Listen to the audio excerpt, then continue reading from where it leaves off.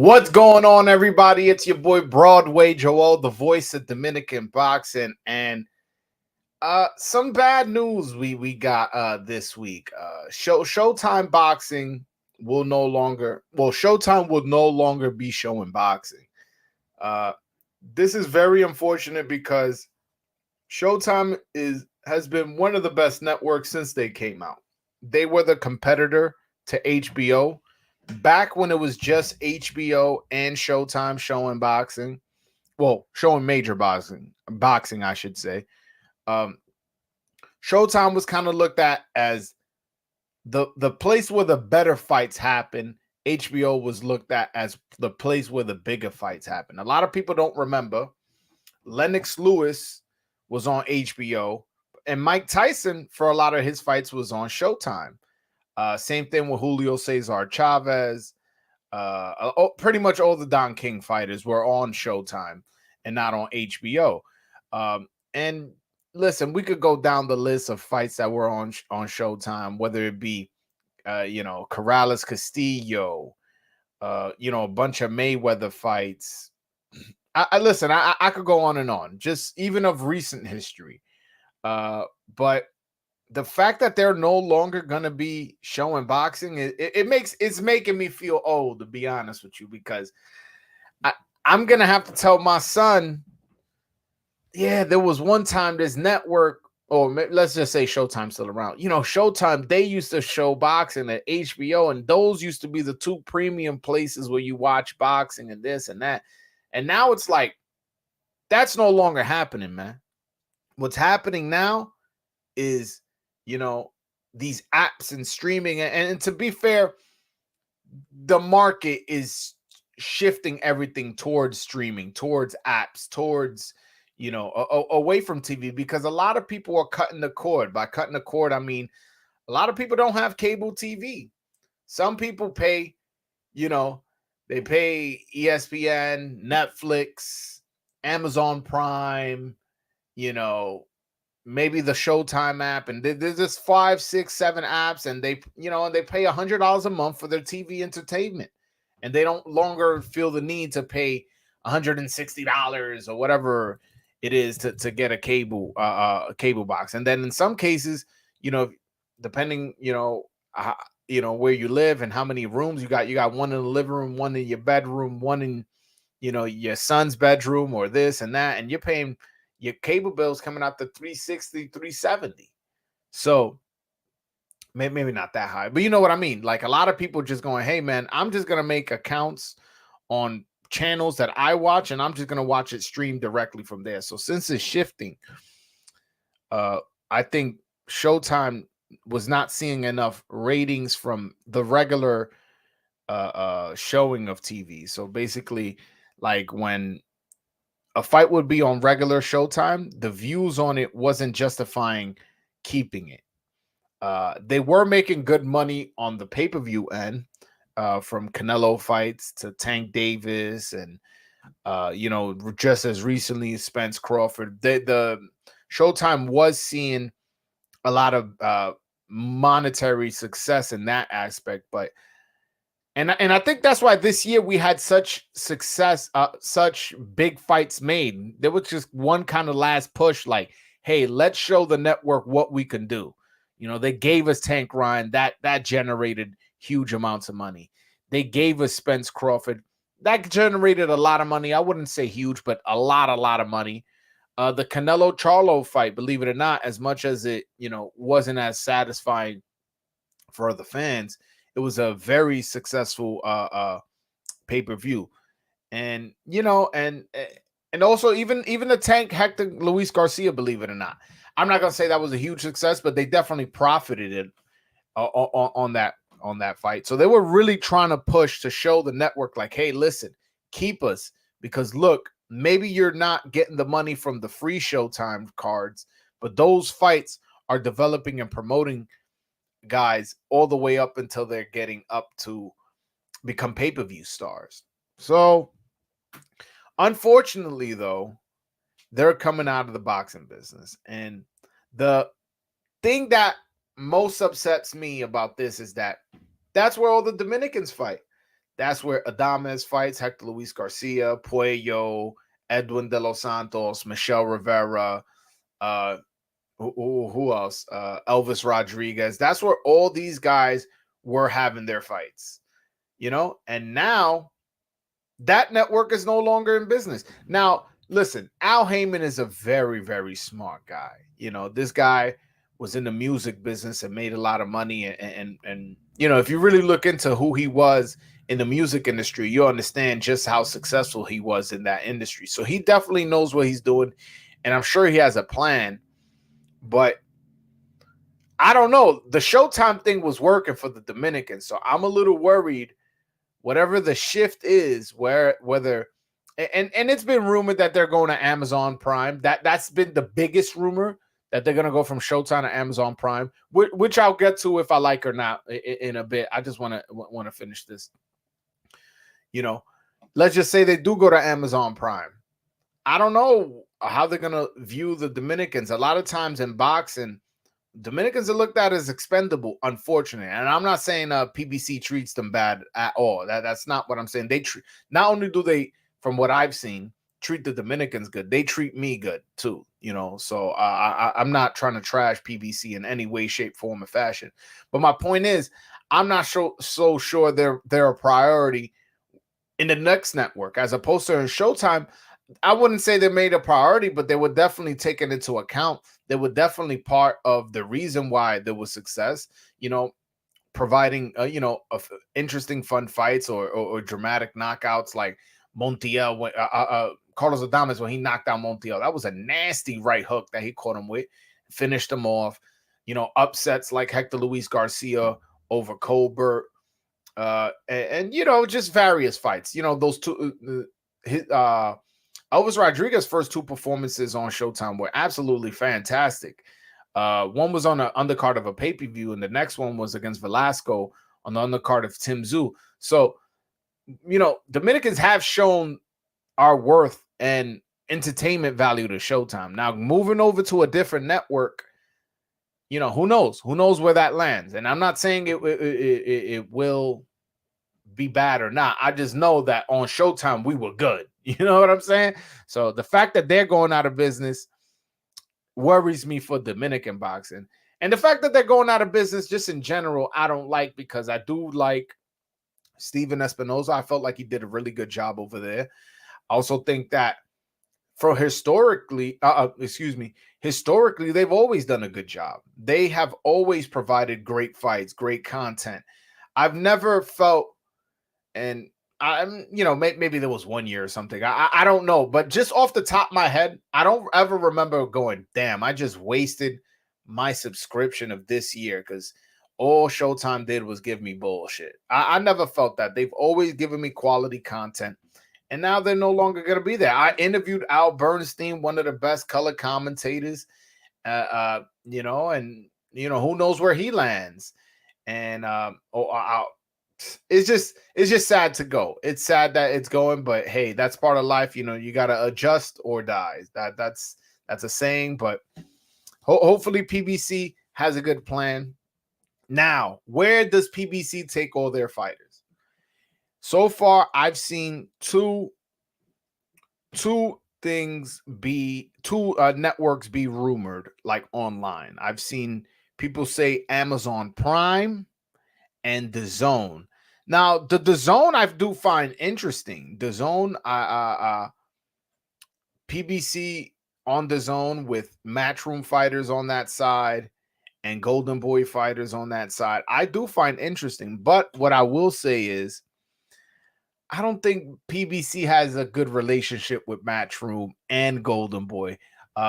Golden Boy, due to the fact that, I don't want to say they stole their fighters, but I'll say what Leonard Ellaby said in that Tank Ryan press conference, where he was like, "Oh, we caught you sleeping on the wheel while you were doing your rehab, and we took all your fighters." That's his words, and when he was referring he was referring to PBC. So I don't think that that relationship is so good and dandy to do business together. On a lower level, on a big level like Ryan versus Tank, sure, I definitely can see that happen. But on the lower level, like a William Zepeda versus Edwin De Los Santos, I just don't see it. I'll be honest with you, I don't. And with Matchroom, PBC and Matchroom, they don't have a good business relationship due to the fact that when both Anthony Joshua and Deontay Wilder were both undefeated, Joshua had 3 out of the 4 belts. The other remaining belt was owned by Deontay Wilder. They were trying to make an undisputed heavyweight championship fight. And the way Eddie Hearn was handling business, I don't think the people at PBC exactly were happy about it. Calling Shirley Finkel, Shirley Winkle, Shelly Finkel, Shirley Winkle, and also, just I believe that Lou DiBella said that when it came down to the nitty gritty, and they were saying, "All right, let's get the offer that you're sending on your end." Eddie Hearn couldn't provide the numbers, and they came away with a sour taste on their mouth with Matchroom. So I don't think they're going to the zone route. Now the Amazon Prime, I find that one interesting. I'll be honest with you. And if where PBC lands, I would love it for it to land on Amazon Prime. Ideally, I would like for it to land on Amazon Prime because Amazon Prime is something that let's Google how many people have Amazon Prime. Let's do that. How many people have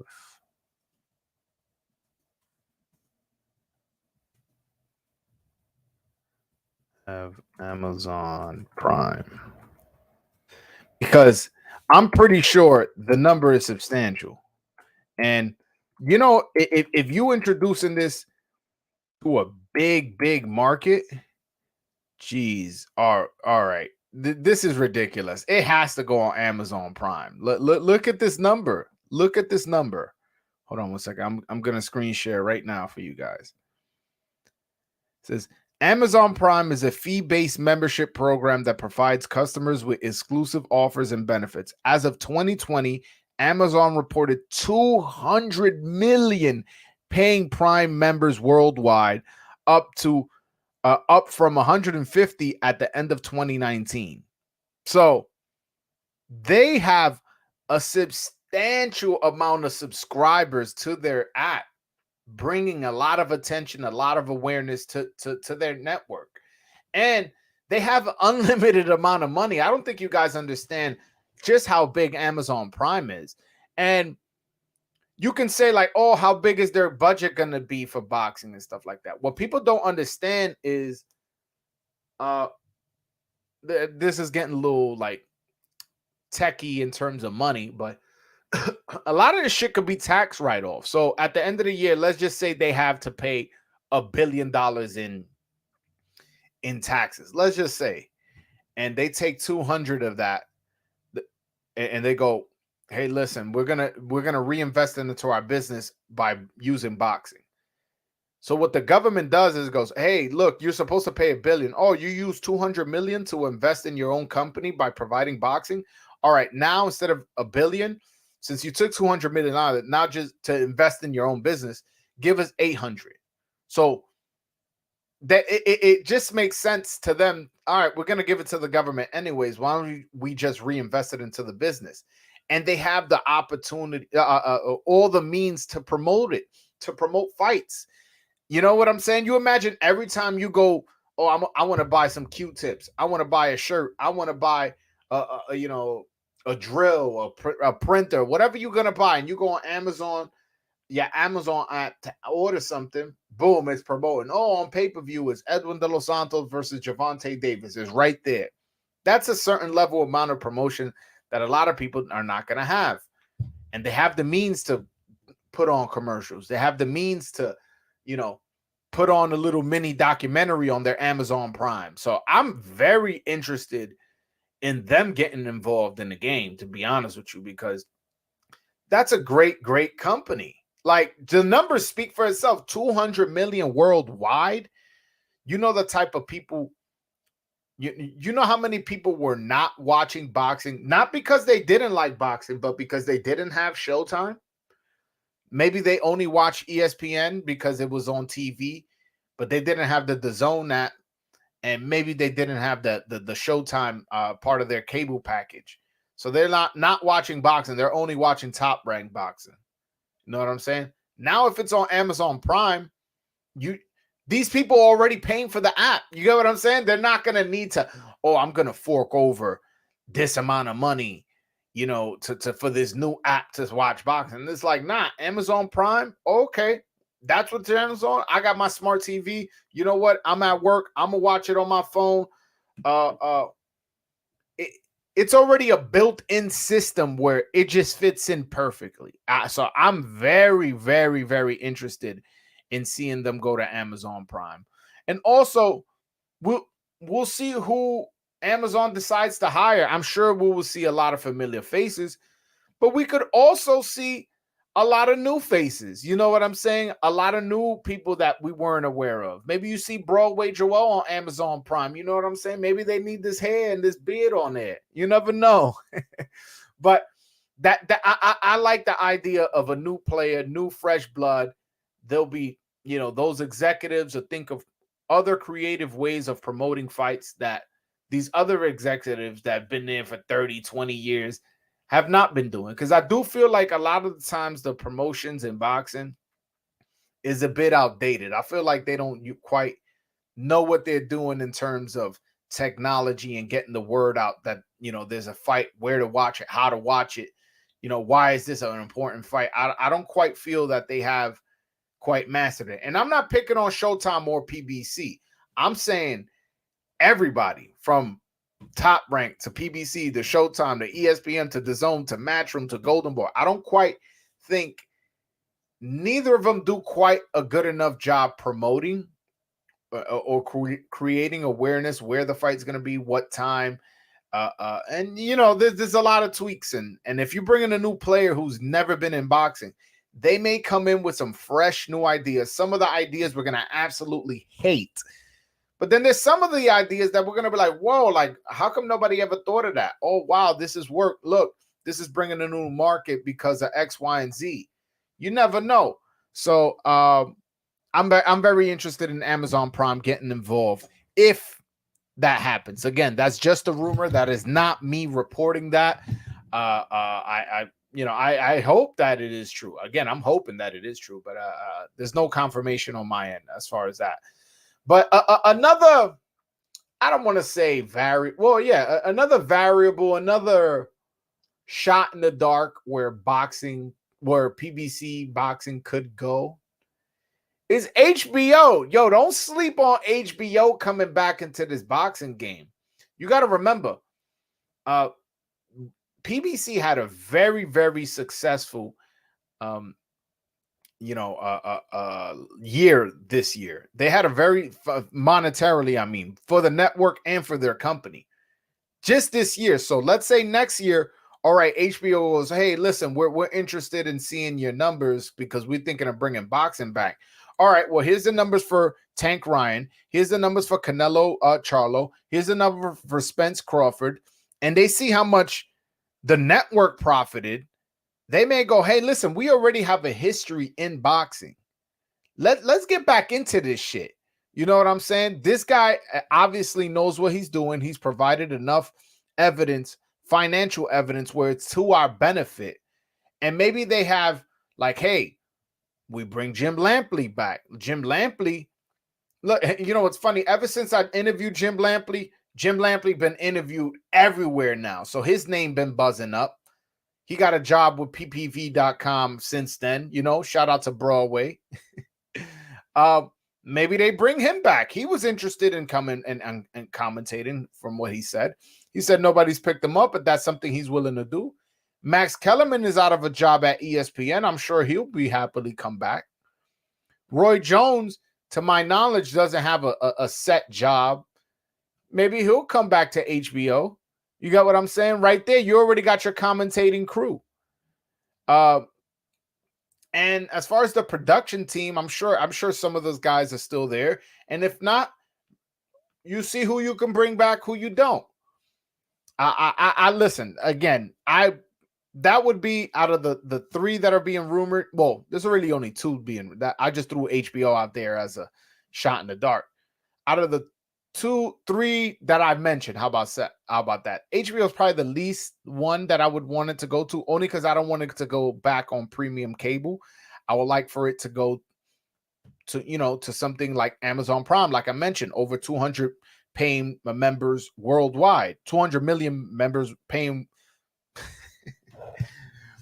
200 paying members worldwide. So I like the idea of opening up your market to people who never had access to Showtime and never were really even thinking about it. And not necessarily that they wouldn't watch boxing, but it just never was something on their radar. So I am very, very interested in seeing that. I just don't. I was gonna say I don't know how they would do pay-per-views, but I guess they do sell movies, and you can rent movies on their network, and I'm sure they have the technology for it. But yeah, man, I'm interested. I'm interested very much in seeing where they go next. I'm just a little concerned as to how much priority the Dominicans are gonna become, And honestly, in a month, a little less than a month, Edwin De Los Santos getting a win over Shakur Stevenson is important. It's very, very important because that and you know what's funny? I realize how one Dominican performs affects everybody. I have one promoter, and I won't mention his name, interested in signing a Dominican kid. Everton Garcia gets knocked out in the first round. The guy calls me. He goes, he no longer wants to sign that guy and this and that because of Dominicans. I was like, what? What are you talking about, bro? Like, what does that dude have to do with this dude? I'm like, so how one Dominican performs affects everybody. If Edwin De Los Santos knocks out Shakur, that only brings up that level. Like, hey, listen, our level is coming up. Look what we're doing. We're getting upsets. We're getting titles. We're no longer the laughing stock of boxing as we were in the past, with the exception of Joan Guzman. Let's not get that shit fucked up. Joan Guzman was as good as anybody, but excuse me. Yeah, man. That's my only concern. That's my only concern. One guy that's I'll say two guys that are avoiding getting affected by this is Roan Polanco, who's a prospect coming up. He's on ESPN, so this doesn't really affect him. Although ESPN contract with Top Rank is over in 2025, and I'll get to that in a bit. But point is, he won't get affected by this because he's on ESPN. He's with Top Rank, so he don't got to worry about, where is he going to be placed, and is it going to go to Amazon Prime, The Zone, or HBO, or TNT? Who knows? There's a bunch of networks that may be interested in adding boxing to their network. And then another guy who won't be affected by this is Yan Santana. Yan Santana is promoted by Miguel Cotto. And since he's promoted by Miguel Cotto, I believe, has a partnership with Golden Boy. So his fights will most likely be streamed on The Zone. Santana. Although Yan Santana fights, I think it's like November 10th. It's a Friday. I believe, if I'm not mistaken, it's November 10th he fights. And it won't be televised on The Zone. He actually is the main event in Puerto Rico, believe it or not. So, I think those are the two guys who won't be too majorly affected. But the guys that are out there right now, like Hector Luis Garcia, who fight still hasn't gotten announced. I'm not sure what's going on there. PBC won the purse bid, and that was back like, I think like in May or June. And we're in October now, and we still don't got a fight announced. So that's very concerning. But guys like him is going to get affected. Carlos Adames, Michelle Rivera, Elvis Rodriguez, Puello, De Los Santos to some degree, but he has to focus on his fight. Hopefully he could get that win and that way he'll become a priority because he'll have a belt. Say whatever you want. All right, he's not going to be made a priority, but all right, I got this WBC belt in one of the hottest divisions in boxing. So if y'all gonna have to make me a priority, whether y'all like it or not, especially if he knocks out Shakur. If he knocks him out, he knocked out one of the most popular fighters, one of the most feared fighters. And Shakur Stevenson gets a lot of hate, but we gotta be honest, you gotta give it to him. He is one of the most feared men in boxing. Vasily Lomachenko turned him down. Pitbull Cruz turned him down. William Zepeda turned him down. Frank Martin turned him down. I believe George Kambosos as well turned him down. And then, my man Edwin de los Santos raised his hand and was like, yo, I'm with it. He was actually actively looking for the fight. So he definitely gets extra credit for actively making memes and going to Newark and getting recorded and calling them out and all types of shit. So he definitely gets extra credit for that. But my point is, if he goes and knocks out one of the most feared men in boxing, what is that going to do? And on free TV on ESPN. And they're also doing something creative, promoting with the F1. I don't think is a good idea. But hey, who am I to say? What if this is a great success in the ratings wise, as well as at the box office, and Edwin ends up getting a lot of clout out of this? Who knows? But I'm just very, very curious as to how this affects Dominicans, and I'm hoping I'm hoping wherever they land, it's for the better. I'm hoping that afterwards, I'm like, oh shit, like they landed X place. Wow, they did such a good job, and look, they not only the Dominicans, just everybody. Oh shit, everybody here got dates, because I feel like Showtime will have little bit of dates for the fighters. So a lot of times, guys who should be fighting 3-4 times a year, they're only fighting twice. Because I can understand you only fighting twice when you're Canelo, when you're Tyson Fury, when you're Joshua.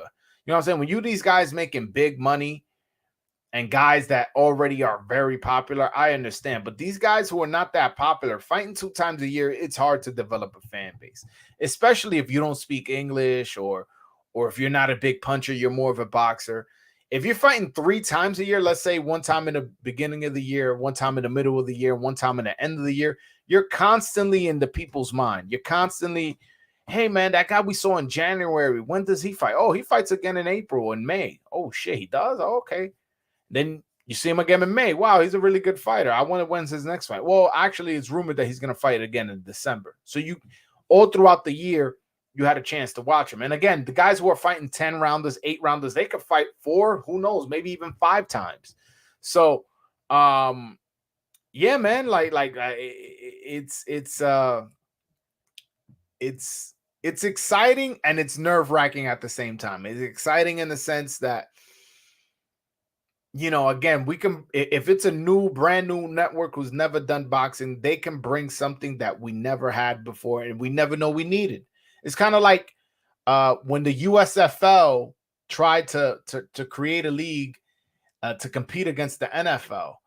They were the ones who brought the challenge flag. A lot of people don't know that. A lot of people were clowning them at the time, like, what's this, challenge flag and this and that? Look, they adopted it. They're like, you know what? And if I'm not mistaken, I think they were the ones with the 2-point conversion as well. I could be wrong on that. Don't quote me. But my point is, a new league brought new ideas. So a new network could bring new ideas, and those new ideas, if it's on Amazon Prime, could be shown to a bunch of people all over the world. A market that boxing hasn't had since back in the 80s, when boxing was actually a very big major sport.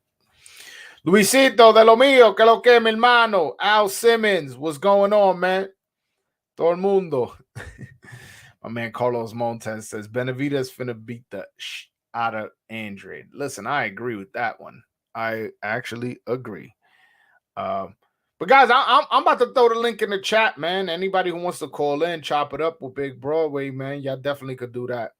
And we could talk. Y'all could tell me what y'all think about the Showtime stuff, how it makes y'all feel. Y'all nervous about the Dominicans, or we could talk talk Benavidez and Andrade if y'all want. That fight is a little bit about a month and a half away from now. So we could definitely talk about that. And speaking of that, that undercard is going to be fire. It's been reported on Boxing Scene that Ergashev versus Subriel Matias are going to be on that undercard. Also, Lipinets versus Michelle Rivera is going to be on that undercard. And there was a rumor, nothing confirmed, that Brandon Figueroa may be on that card against Ray Vargas. So that's also a good fight. But, who knows? We'll see. But the two fights that for sure I know are happening are Lipinets versus Michelle and Subriel Matias versus Ergashev. Those are two, fights or explosive fights. And then when you add on top of it the main event, that's even a little bit more explosive. This is a pay-per-view fight. I personally don't like that. I didn't think that this main event required it for it to be a pay-per-view. I didn't think that. But shit, with that undercard, man, it's hard not to say that is not worth it, because you're not paying for one big fight and a bunch of like, this guy should be that guy, this guy should be this guy. Especially that Michelle Rivera Lipinets fight, man. That's a close fight, man. A lot of people sleeping on Lipinets. I wouldn't do that. I would not do that.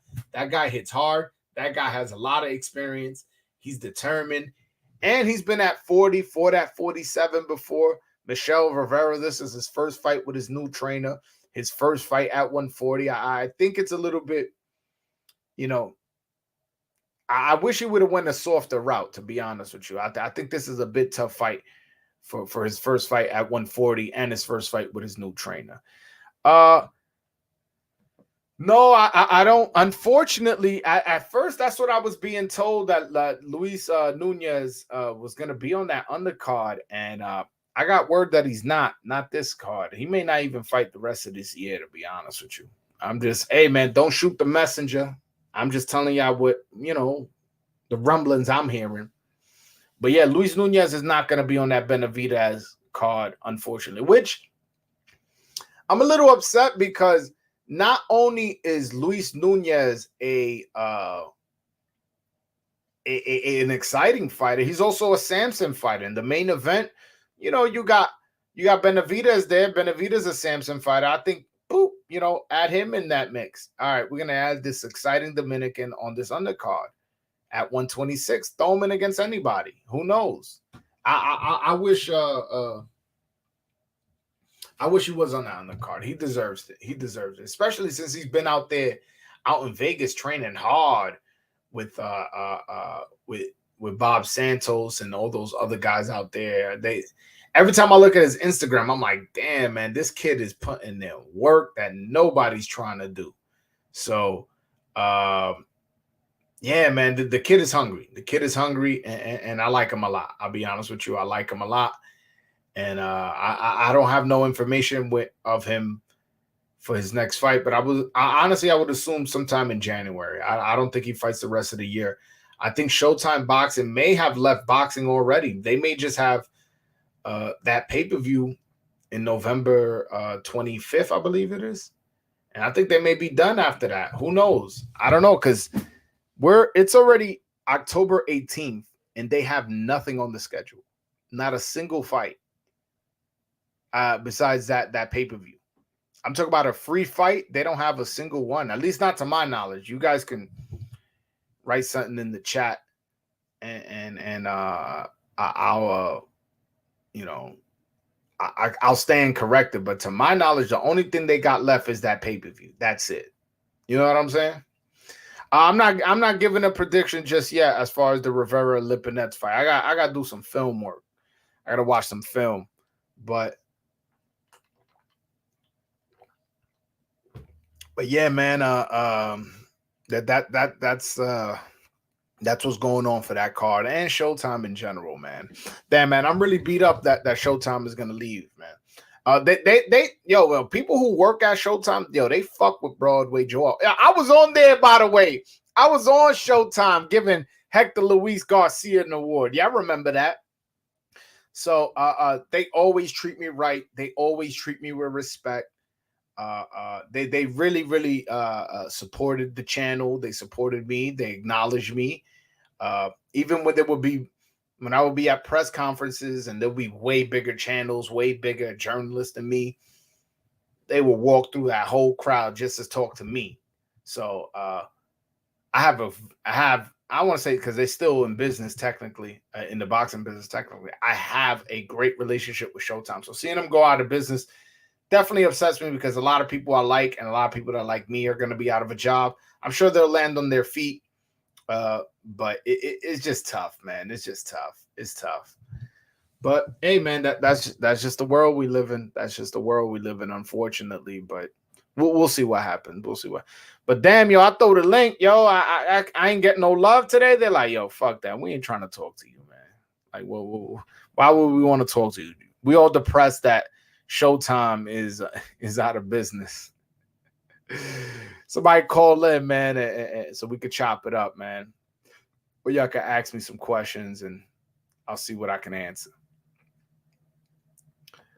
But yeah, man. Yeah, I've been real busy with the interviews. I hope y'all been enjoying it. I definitely been dropping. So the last 4 days in a row, I've interviewed somebody. Some people more known, like Rohan Polanco. Some people not known at all, like Miguel Kelly's. You know, I'm working, and I'm hungry. I'm hungry for this shit, and I definitely want to bring you guys the best content I can possible, and not just Dominican boxings. Although this week it's been 4 Dominicans in a row. I definitely want to get more people from other countries. But you know what's unfortunately one thing I've realized, that people from other countries, as far as how they've treated me, I can't speak for how they treat others, is they're very flaky. A lot of times, yeah, I'll do the interview. Then the day of, they'll cancel, or they'll cancel the day before, or they want to keep rescheduling to the point where I'm like, I don't even want to do the interview no more. So it's definitely a bit frustrating, to be honest with you. But anytime I hit up a Dominican, they always down. You know what I'm saying? They're always down to do the interview. So, but yeah, man, I'm gonna try. I'm gonna try my best to get more Americans, Mexicans, Puerto Ricans, and all that. People from all over the world, not UK. I'm definitely gonna try to get more people involved. By the way, this I believe it's this Saturday. Jorge Linares is gonna fight Jack Catterall. I just want to make sure what date is that? What date they fight in? Yeah, so that's a fight that I'm definitely not like too interested in, because I think Jorge Linares is washed, man. He had a lot of talent, but it's just his chin just could never hold up, man. Even his skin, like his face would break up easy and all that. Like, I don't know, I couldn't do it. So yeah, this Saturday we got Jack Catterall versus Jorge Linares. Oh, also, I forgot to mention this UK promoter called Boxer. Yo, they're getting into the American boxing business. They struck a deal with Peacock, and which is associated with NBC. And this Saturday, literally this Saturday, we're gonna get Dan Aziz versus Joshua Buatsi. That's a pretty important fight in the light heavyweight division. Let me look up the rankings, because if I'm not mistaken, they're 1 and 2 in the WBA. So this could be their next fight against Dimitri Bivol. Yeah. Number 1 is Joshua Buatsi. Number 2 is Dan Aziz in the WBA. In the WBC, number 2 is Buatsi. Number 3 is Dan Aziz. So let's see. And in the IBF, Dan Aziz is number 4. And let's see if they got Buatsi. No, they don't have Buatsi. And yeah, and in the WBO, Buatsi's number 1, and Dan Aziz is number 3. Number 2 is Callum Smith, but if I'm not mistaken, he's going to be fighting Artur Beterbiev in January. So this could be, they could fight either light heavyweight they prefer, if I'm not mistaken. Buatsi at number 1 fighting the number 3 guy for the WBO. I think he can become the WBO mandatory for Artur Beterbiev. If number 1 Joshua Buatsi and number 2 Dan Aziz fight in the WBA, they could become the mandatory for Dimitri Bivol. So this is an interesting fight in the terms of importance. Damn, I didn't see that. That fight is canceled. Dan Aziz is injured. He injured his back. I didn't see that on Boxing Scene. I read Boxing Scene all morning today. I must have missed that one. Hold on, let me look for that. Nah, bro. I 8 hours ago. I mean, again, when did that get reported? Rod, when did that get reported? Because I'm looking at, look, I'm gonna show you right here. This was published 8 hours ago. So unless something happened since 8 hours ago, it says Buatsi Aziz undercard to move forward. I guess I ain't read the it says to move forward. So I'm not sure if they're saying, it's gonna move forward because revealed Joshua Barnes will be rescheduled to a new date at the O2 in London. All right. Yeah, you're right. Okay, my bad, Rod. Yeah, that shit must have fucking missed my radar. But damn, man, that's unfortunate. That's unfortunate because I'm gonna be honest, that's not a fight necessarily I was looking forward to, but it's an important fight because when you look at their rankings, hey man, the rankings are telling you it's an important fight. And also, light heavyweight after Bivol and Beterbiev, and it is kind of like a steep drop. Maybe Callum Smith is a good fighter, but you know, I listen. I'm not calling Callum Smith a bad fighter at all, but I'm just, when you compare him to Bivol and Beterbiev, I just don't think he's messing with those guys. No disrespect, you know what I'm saying? I just think there's a big drop off. So since there's a big drop off, Dan Aziz versus Joshua Buatsi seems like a decent fight. Seems like a decent fight. When is Michelle fighting? Michelle's fighting on the David Benavidez, Demetrius Andrade undercard. It's he's fighting Sergey Lipinets, former world champion, a guy who fought Boots before. He fought what's his name? Mikey Garcia before. He was on that. He was actually, I was actually at his last fight. So he hasn't fought since August of 2022. August 20th of last year. I remember because I was there. He fought in the same card that Puello and Hector Luis Garcia both won the world titles on the same day. So, yeah, and he beat the crap out of Omar Figueroa. He beat him up bad. And, yeah, he got the stoppage, and he literally made him quit in the corner. And not only did he quit in the corner, he retired him. Omar Figueroa said, yo, I don't want to box no more. That ass whooping was so bad, I don't want to box no more. So this is a tough, strong guy. He is on the older end, and he is very inactive since then. It's been a year and 2 months so far, and the fight hasn't been announced. So by the time the fight does get announced, it'll be a year and 3 months. But to be fair, it will have been 11 months since Michel Rivera last fought, where he lost to Frank Martin, then followed that loss up with reports of him testing positive for 2 banned substances and stuff like that. So, you know, it's a tough fight. Honestly, I genuinely don't know who I'm picking. Like, you know, you know how some people be like, oh, you know, I don't know, and I want to see it to get closer to the fight, and they have their pick in their pocket. I genuinely don't know who I'm picking. I don't know who I'm picking.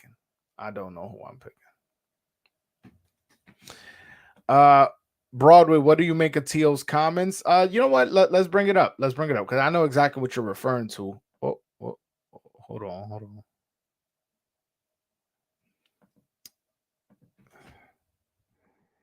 Hmm.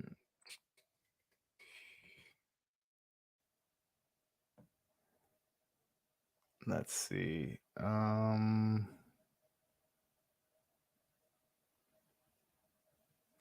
trying to scroll all the way down so y'all can follow along.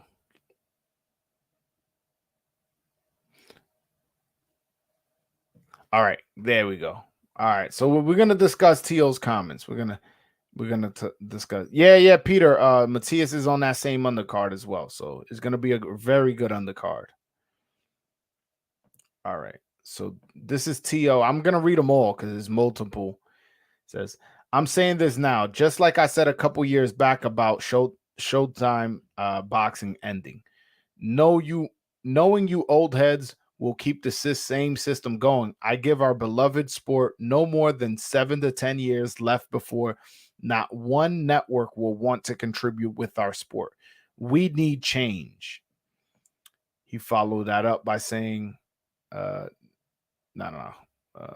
He said, need people who will look at the corrupt system that boxing developers have created and they say, this is not going to last long. We need a new game plan. However, this will be difficult because during COVID-19, the boxing community all teamed together in order to keep the money flowing.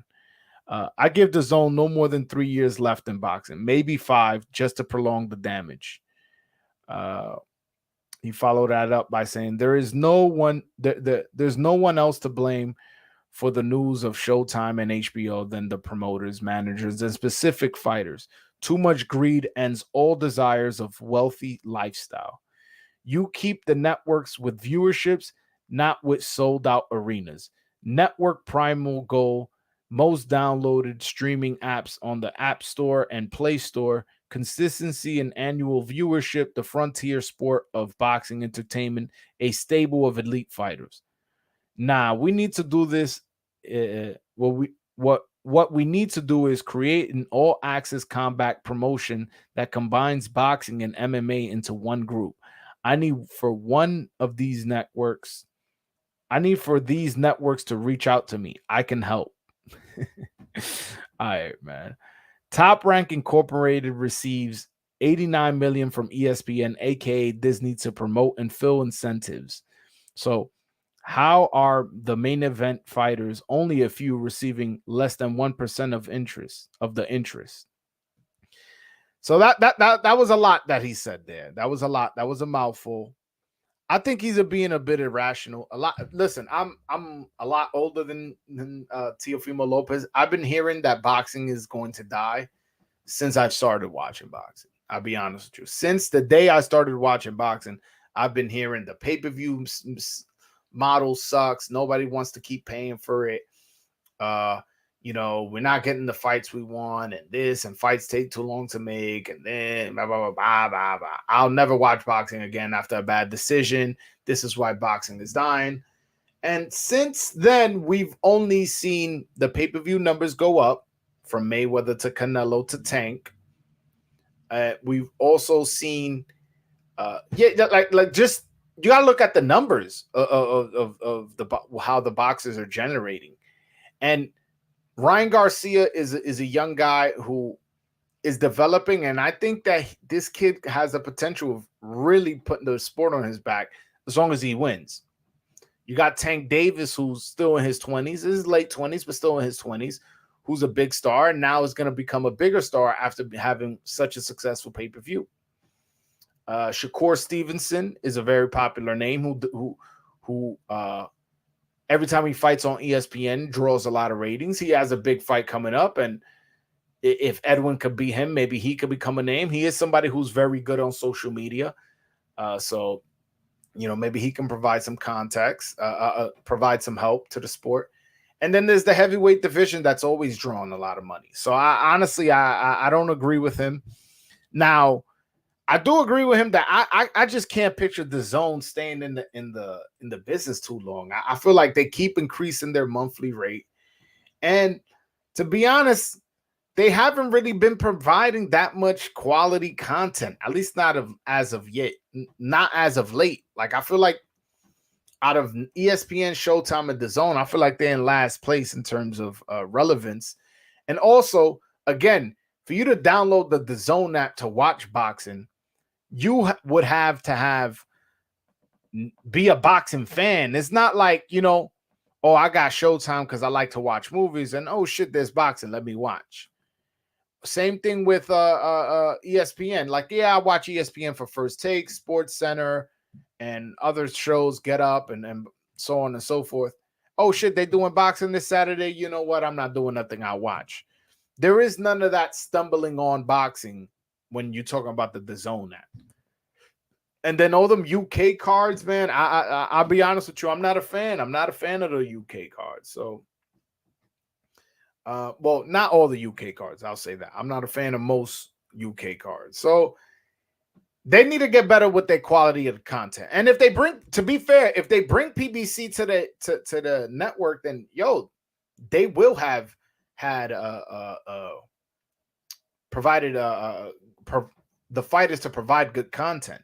I just don't feel they have a good grip on the American public. The zone that I mean, I don't feel like there's anybody on that app that the American public goes, no, I have to download that app because I want to watch him. I'm trying to think of one. I mean, Ryan Garcia, that's one. That's somebody who the American and the Mexican community should be interested in. Who else? Virgil Ortiz, but he's had some medical issues.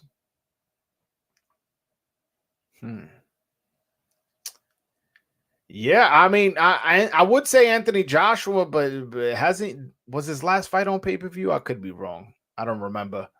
But Anthony Joshua, as far as the American community, he's really not that big. Like, I'll be honest with you. He's big in the UK and amongst boxing fans, but he's not a huge draw in America in terms of like, wow, this guy in America is just can't miss, can't must watch TV. He's not that guy, to be honest with you. So yeah, the zone, they need, if they serious about getting PBC on their network, that could be their savior. But I can't see them being in business longer than 3 or 4 years.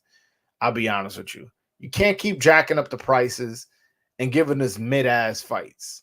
And Golden Boy and Matchroom on the same network, and yet they don't do business with each other. Like, at least not that I've seen, at least not on a consistent basis.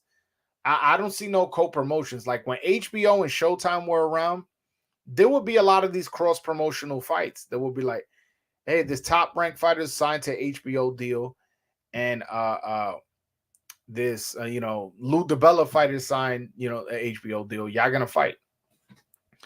Yes, Joshua did sell out Madison Square Garden when he fought Ruiz. Well, I don't know if he sold it out, but he definitely had a lot of fans there.